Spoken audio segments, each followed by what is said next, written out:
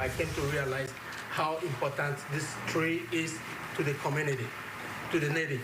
And I want to announce to you guys that Alex Tree Service will no longer continue with the service. It was the moment many neighbors in Wedgwood had been waiting and hoping for. Last night, a tree service company stepped away after activists climbed a cedar tree in an effort to keep it from being cut down. The tree has become known as Luma, and activists have been sitting in its branches since Friday afternoon. And even though it appears that some progress has been made, they still don't have any plans of coming down. So Fox 13 Zach Anders joining us from that neighborhood tonight. So Zach, what's the feeling out there like?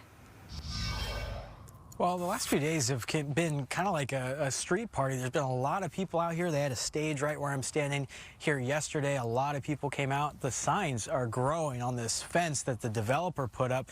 One of these, if you love to breathe, save our trees. A lot of messaging, of course, about they don't want this tree to come down. There's still someone up there, and they've been there for 5 days now.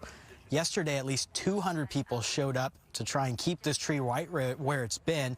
And it seems like so far the protest has been working. As we mentioned, at least one tree service company has stepped away, but it's unclear that the developer plans to do.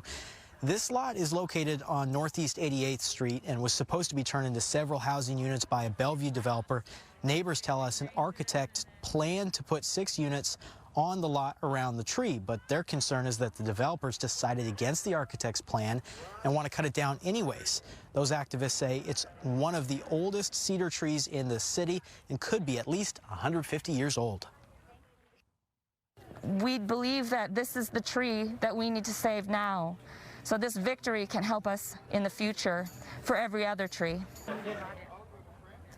And another part of this story is the Duwamish tribe members came out here yesterday. They posted signs saying it was used by their ancestors as a marker. In ancient practice, they would bind and weight some of the tree's limbs to point towards bodies of water, then trim the others so that they could be used as tribes were transiting throughout the area.